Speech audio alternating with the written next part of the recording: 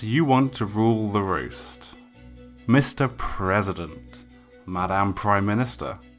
Whatever title gets you the keys of power. Now, you could do it the good old-fashioned way. Promise the world, kiss the babies and spend a fortune. Well, several fortunes. But you're not guaranteed anything. One dirty little secret comes out and you're done. What if there was another way? What if I told you you can win the next election and all the future ones with a bit of cash, some strategy and no morals? Hey, this is politics. Morals are severely overrated.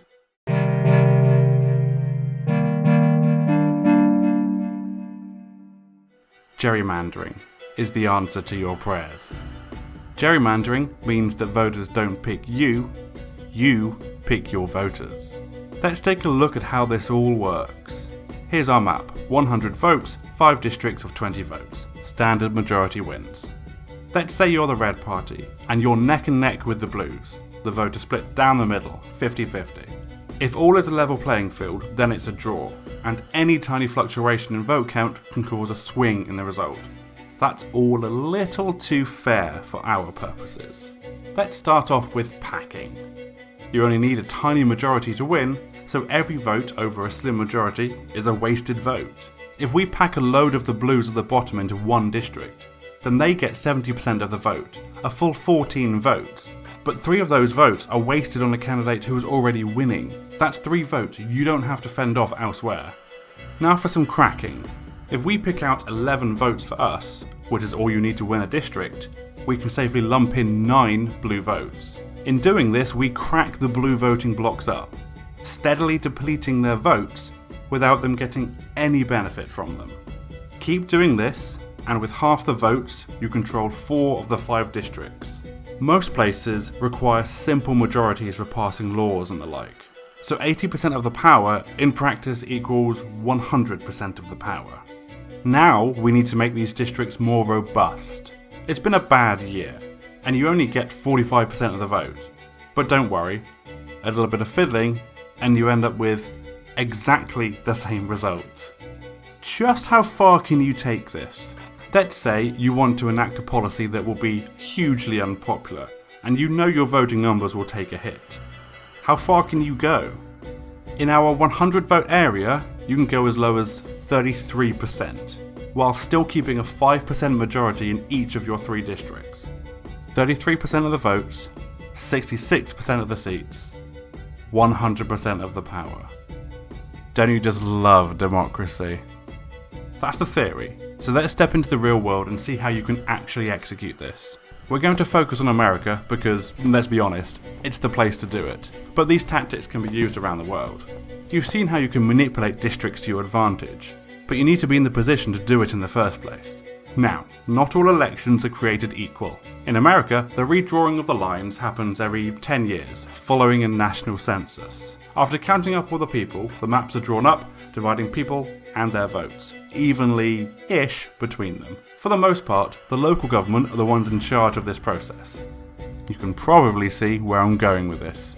If your party is in control of the local government when all this happens, you get to dictate where the lines are drawn.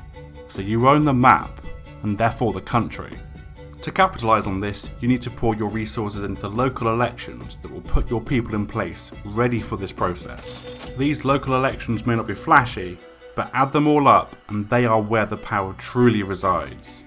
Now you're in power at the local level, and you're gearing up to meddle with the maps. But you need to make sure that the maps benefit you.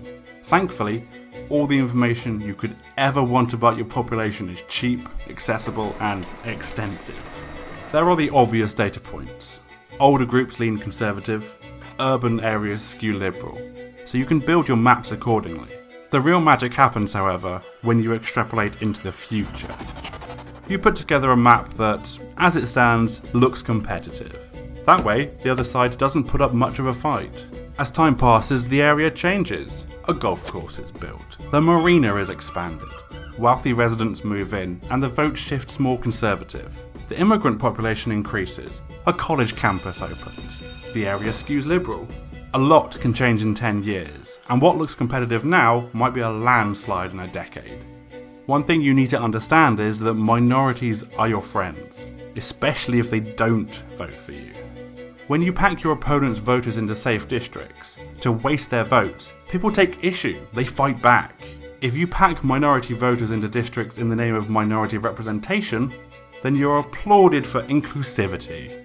You cynically exploit what is, on the surface, a progressive-minded and commendable action. Now, that should be enough to get you going, but I'm not going to ask you to take it on faith that this all works. Instead, I'll leave you with an example. In the 2016 American elections, the Republican Party received between 42 and 49% of the votes in the presidential, Senate, and House races. They ended up with 52% of the Senate seats, 55.4% of the House seats, and of course the presidency, with 56.5% of the Electoral College votes. So that's gerrymandering. Rather effective, isn't it? If you liked the video, perhaps consider subscribing.